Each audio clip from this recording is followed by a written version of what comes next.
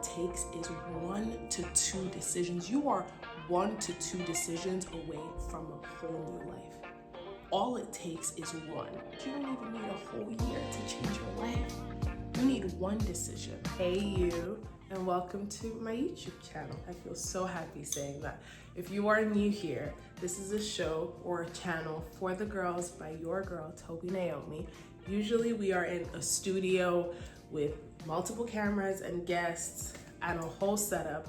But this time, while I'm working on that, the show part of it, it's still a YouTube channel, and I realized I could still kick with the girls 1-to-1 or one-on-one. And I've been preparing for the new year, and I shared a few things over on TikTok and Instagram, and it really resonated. And I was like, yeah, I think we got to bring this over to YouTube. So consider this your mental, spiritual, emotional New Year reset guide that you didn't know you needed. And I'm gonna hold your hands through it all, okay? We in this together.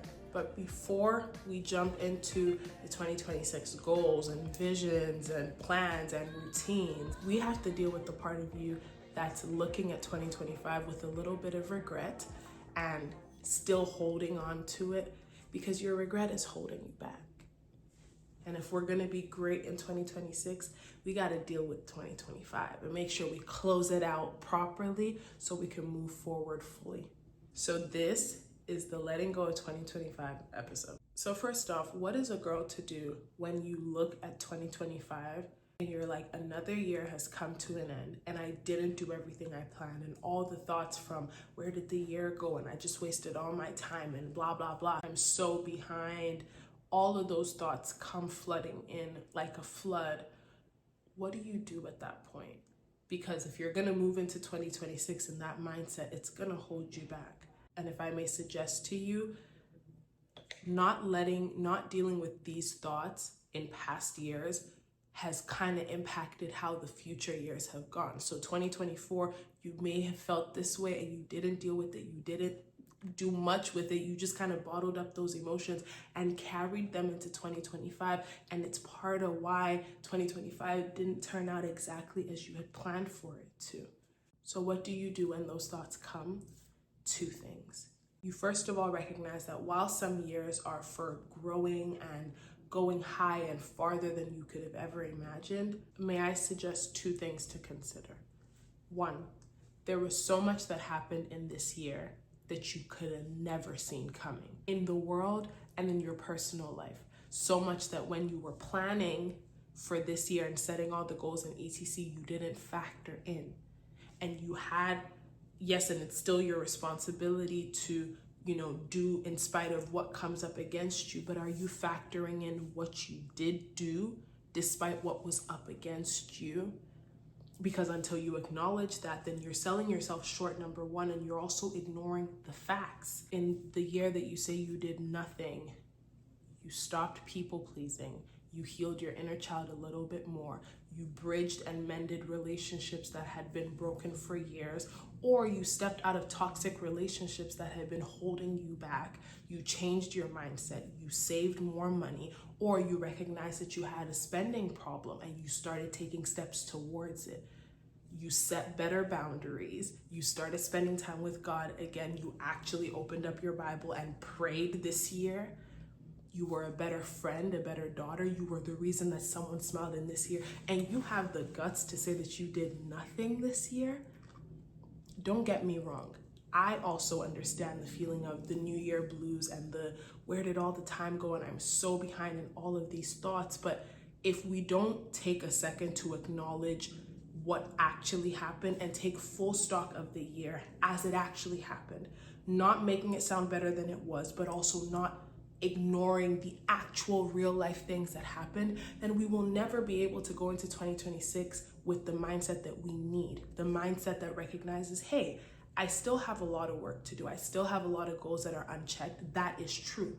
But because 2 truths can exist at the same time, I also did a lot of things this year that dealt with the foundational problems, laid the groundwork for me to go farther, faster next year.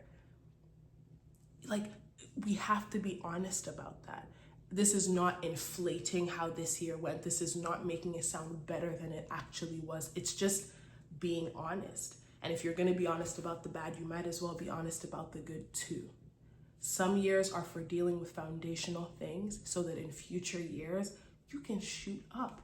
Because if the foundation isn't good, if the root isn't good, maybe somewhere along the growth process you'll start to see the issues. So what if this year was the year for dealing with the foundational stuff so that the years after can be that much better?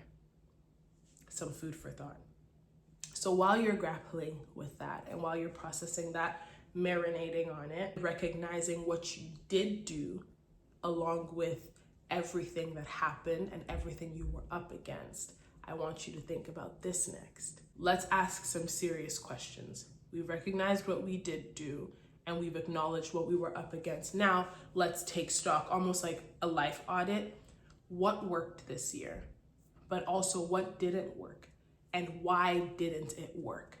What was the issue that kept recurring? Every time I tried to go to the gym, what came up? Every time I tried to save money, what came up? Every time I tried to apply to a new job, a new school, whatever it was, what was my obstacle? What was the thing that kept recurring? Because chances are you didn't just try something one time. You probably tried it 2, 3, and by the third time you were like, well, clearly this isn't working. And you started to give up. But I don't want you to let that pass without taking stock of it. Let's sit down and do an audit on what happened and why didn't it work, because all of the almosts and the kind of got it but didn't exactly, all of the things that didn't work are actually feedback for you. Do you get what I'm saying? Like everything that didn't work is feedback. It's data for you to study and see, okay, if this was the problem that I kept running into, then when I'm planning for this next year, I can plan better because now I know better. Now I know the type of things that tried to trip me up. I wish I had like a good analogy that could get this point home, but it's like, nothing is coming to mind right now. But for every single time that you tried to, let's say you tried to launch a new project, you realize that, hey, I needed a lot more money than I thought I did. So in 2026, instead of saying, no, I'm gonna do it in January and it's gonna take off immediately, and then getting disappointed because you still have things that are needed for it to happen. Now you know I need about whatever X amount of dollars, X amount of naira, whatever it is. So I'm going to push my start date to maybe March, maybe June, so that I don't end up being disappointed and I'm planned when I'm doing it. Do you get what I mean? Like I give myself the amount of time, the amount of resources that I need to actually make this happen, because a lot of times we're setting goals and outside of even not being specific with it and not being clear about it, we're also not planning for it like normal people. When a project is starting in a corporation, the reason why there's human resource managers and there's project managers is because they approach goals with a plan. Do you get what I'm saying? Like they approach goals with a plan. It's not just, oh, this would be nice to do. It's also, this would be nice to do. So how do we do it realistically? A lot of the plans that you made for this year, you didn't give yourself the resources that you needed to do them. And now you're here disappointed saying, oh, I'm never going to, and I never do, and I'm so behind, and I'm not that girl. Meanwhile, you never gave yourself a fair shot. Anybody in your shoes would never have been able to do it if they had the resources that you did, or the time, or the whatever it was. So if you noticed in this year, hey, I went out too much and it kept me from reaching my goal of posting 3 times a day, whatever it is, or I did so and so and I didn't study enough and it kept me from making the dean's list at my school, then next year you're able to take the things that the recurring, recurring obstacles that you noticed and plan with that in mind, so that you give yourself a better head start and a more informed head start. It's possible to take accountability without making it a self-hate session. Hey, this didn't happen. Why didn't it happen? Let me be honest. Because can I be honest with you? You are the reason why in some areas of life, you do not have what you want. But can I also be honest? That means that you are the reason why you can get it too. And realizing that is freedom, because you notice that you are the one standing in your way, but you are also the one with the key to unlock whatever desire, whatever dream, whatever life you are meant to be living. But that starts with being able to take accountability without self-hate, without talking down on yourself, but in order to plan better so that you actually get to the bag. You know what I mean? So with all that being said, we're taking stock, we're reflecting, and we're doing an audit on what worked, what didn't work, and why didn't it work. Next up, you need to realize that it doesn't take 5, 10 years, even 5, 10 months to change your life. All it takes is 1 to 2 decisions. You are 1 to 2 decisions away from a whole new life. All it takes is 1. And it's important that you know that, because sometimes we're looking at, oh, the whole year went by and I didn't do this. Sometimes you don't even need a whole year to change your life. You need 1 decision. You can decide today, I'm going to start being this person. I'm going to start showing up as this version of me. And then the building blocks start from there. But if you're thinking that it's this big thing that's going to take you forever, yes, good things take time. Don't get me wrong. I don't subscribe to the whole thing of, virality and we're going to turn our lives around so quick we won't even notice it. No, good things take time and they start to build. But the thing is, that first decision that lays the building block, it only takes 1 decision. So you don't need to wait for the beginning of a new year. You don't need to wait for whatever time you're waiting for. All you need is right now and to decide. And realizing that if I break this down in my head and let myself know I am 1 to 2 decisions away from starting myself on a whole new trajectory, I can do that today. But while I say that though, it's important that you know that your new life will cost you your old one. Consider it the exchange rate. If you are from any African country or anywhere outside of, whatever country you're from and you're dealing with maybe another country like the States or Canada or wherever, there's an exchange rate. When you fly to another country, there's an exchange rate. It's gonna cost you this in order to get this amount of another currency back. The exchange rate for I hope I can use that analogy. The exchange rate for the new life that you desire is your old one. So don't be shocked when you kind of have to maybe take a few steps back sometimes in order to be launched forward. There's no shame in that game. There's no shame in, hey, I used to be able to buy these clothes and these bags and go out, once a week with the girls. Now I can only afford once a month. There is no shame in that. Oh my gosh, that is such an honorable thing to be able to do and say, because it means you actually love yourself enough to make temporary sacrifices for long-term gain. And in a world and a generation of virality and a microwave generation, baby, that is a gem, a virtue. So please know that as much as it's important to desire this new life and it only takes 1 decision, your new life is going to cost you your old one. And that won't always be fun. It's really easy to say. Trust me, I know. It's really easy to say. But when it comes time to do it, that's what, like the Bible says, separates the wheat from the chaff. You start to see who's really about it and who's just all talk, unfortunately. And I know my girls ain't all talk. You can't be here and be all talk because you wouldn't even be watching this video. And now, last but not least, we are going to have to let go of the version of you that will not serve you well in 2026. That version that cannot enter 2026. That version that in 2025, some parts were good, but some versions, they held you back. The version of you that said yes too many times to things that did not move you forward and to put it quite plainly, were unnecessary.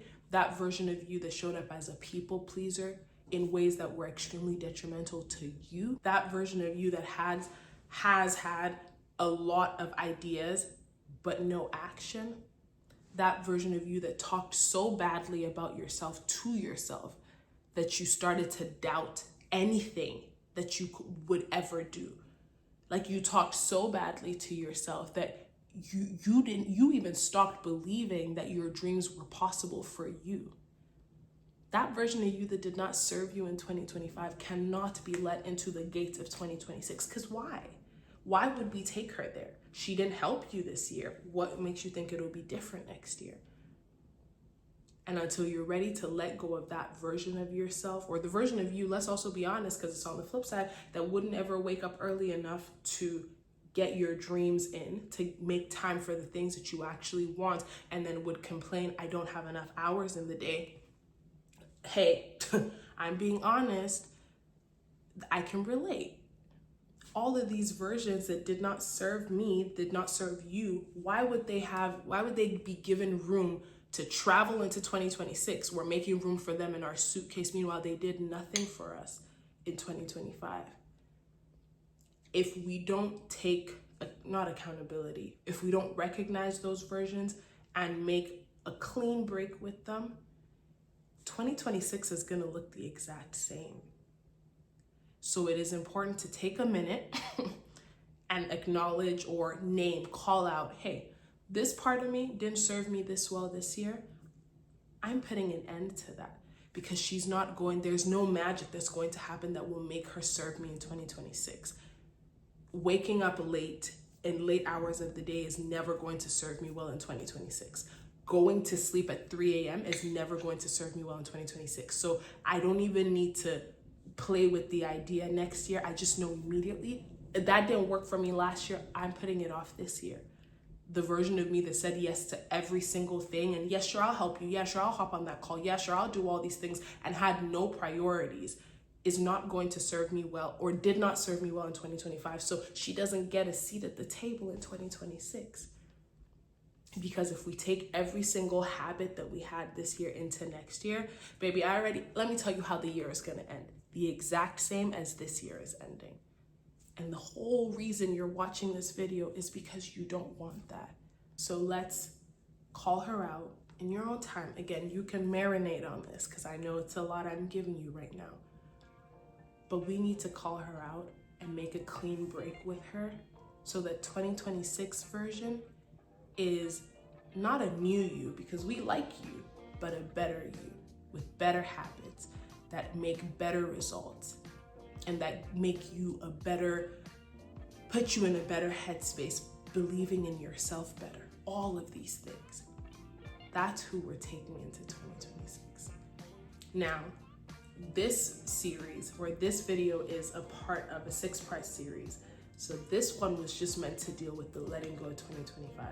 You come back in a couple of days. Actually, if you're watching this later, go to the channel. It'll be linked up here to go to the next part of resetting for the new year. But take a second, because we have to let go of 2025 before we jump into everything that 2026 is going to be. Release 2025. Release who you were. You cannot carry that version of you into this new year. So peacefully close the door. 2026 is going to require a new you. And we're getting ready to meet her. So tell me in the comments, what part of the 2025 version of you are you letting go? And what part are you taking into 2026? I'll talk to you down there. And thank you for watching this video and hanging out with me and holding my hands while I held yours through this. We got this. 2026 is our year. You better recognize. Love you. I'll see you later.